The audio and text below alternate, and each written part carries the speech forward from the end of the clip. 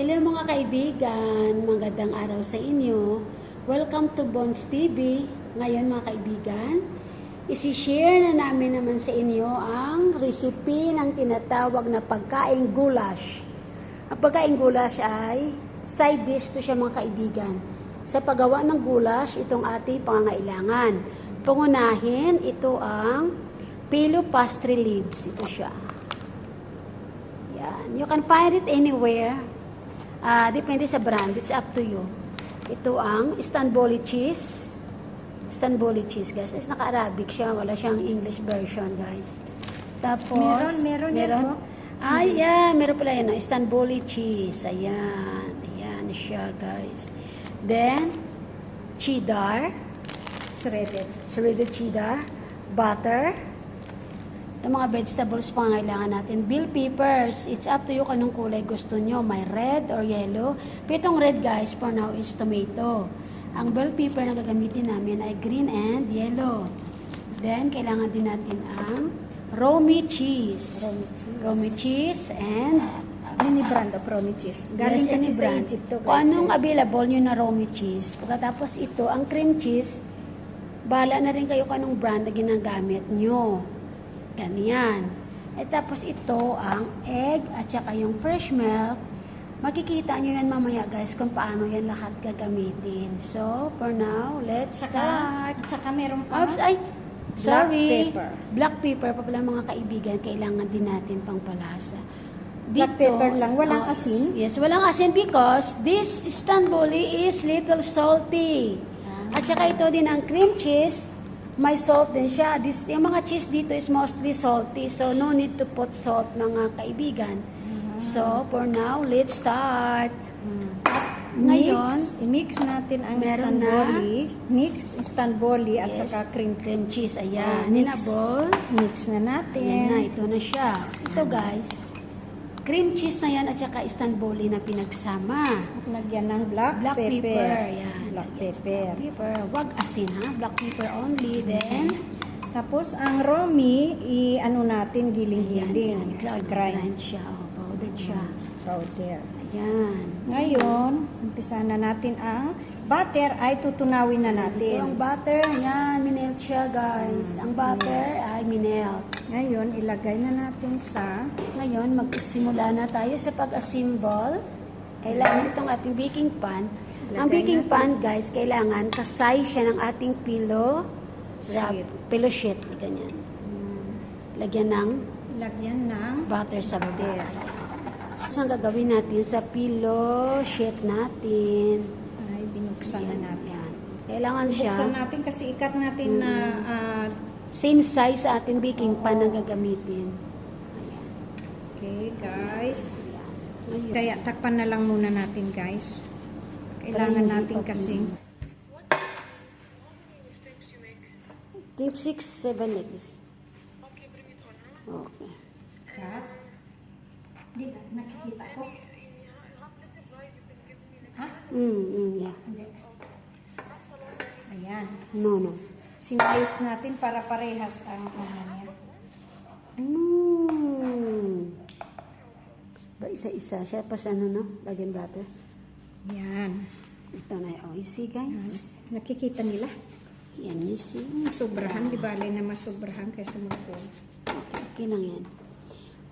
Ang gusto kong maglagay Every ng layer, every layer of big pillow sheet, ay may lagay ng butter. Ano siya? Brush siya ng butter. kunti lang.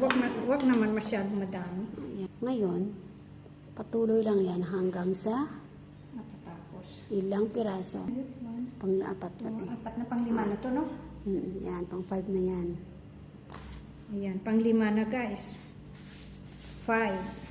Our fifth layer has been put. Yes. Kahit na may ganun na sa ano, dapat yun. Maganda ngayon pa rin lalabas sa gilid naman yung mga ano niya, mga palaman. May sarado siya.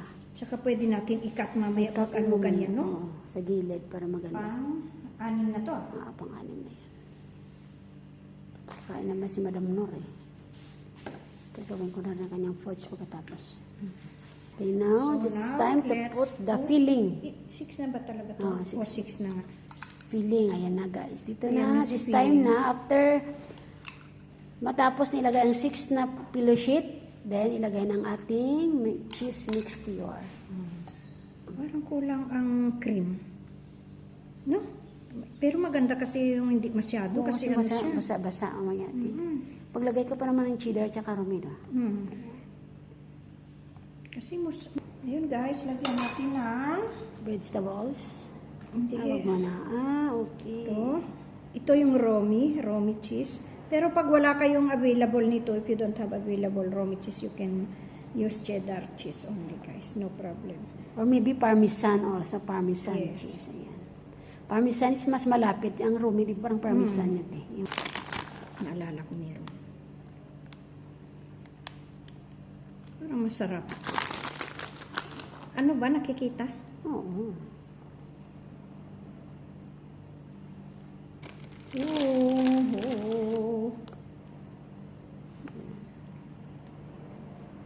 Wag naman masyadong marami. O sige.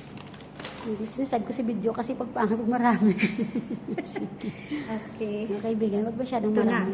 Ayan, vegetables. Yan, lahat ng vegetables, ano nyo lang dyan, i-scatter nyo lang dyan. Spread. Para pagkagat, may cheese and vegetables siya. Ayan. Ayan.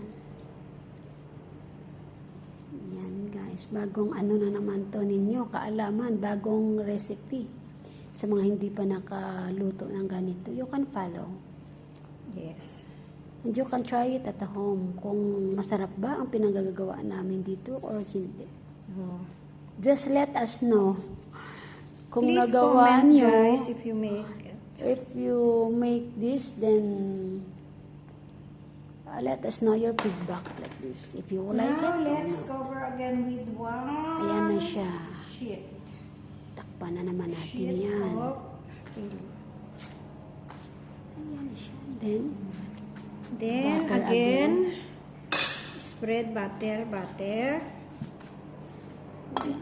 again.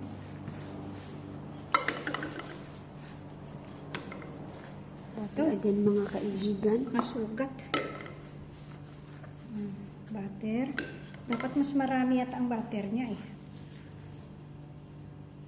Parang kinapos na ako ng butter.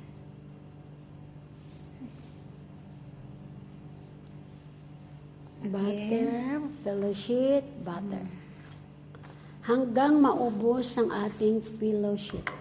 Kailangan maubos yung isang roll, guys. Maganda kasi kapag talagang napapanood nila ang hanggang walang cut-cut, di ba? Kasi Makuha talaga makuha nila. mo talaga. Kaya maganda yung diretso ang video. 45 minutes lang to guys na gagawin.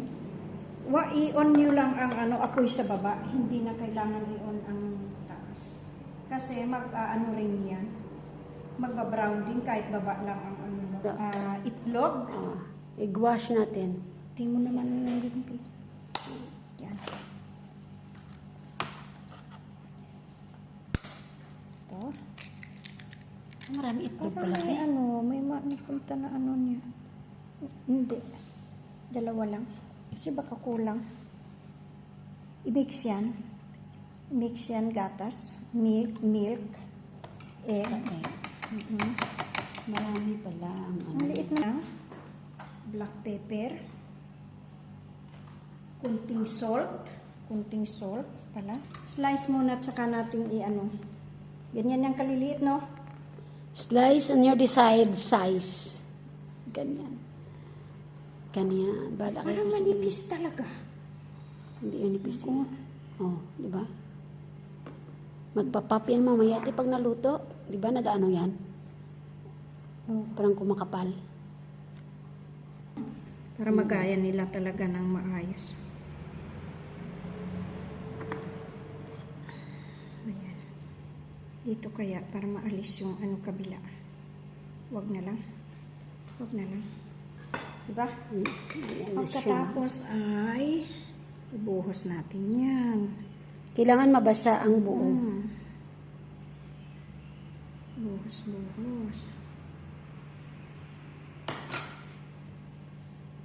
Yan ninyo kasi para pumasok siya sa mga nakat. Para papasok siya. Alam mo pag nakalimutan yung lagyan ng itlog at gatas, hindi siya hindi siya magbabraw. Crispy. Ah. Hindi siya magbabraw.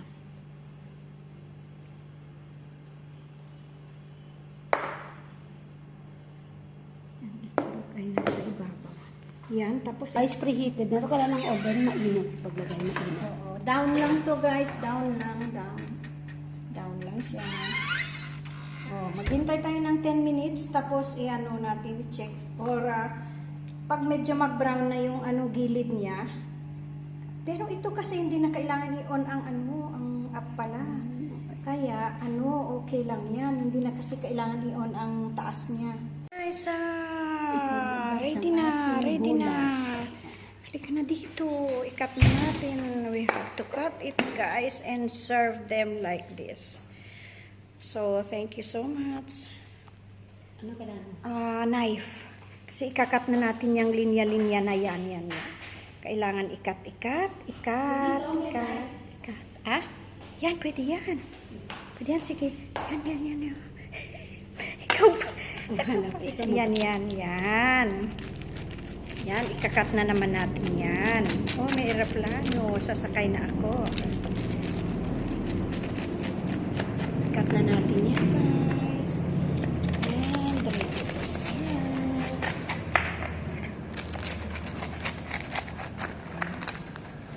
Ganyan siya pag crispy, kailangan crispy siya.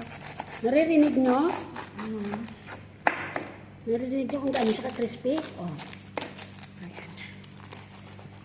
Ayan, tignan mo ang kamay mo. Ayan.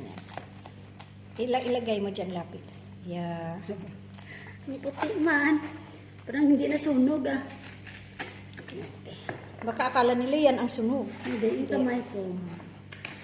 Okay guys, thank you for watching. God bless you everyone. Please don't forget to like, share, and subscribe guys. Thank you so much for watching. Bye.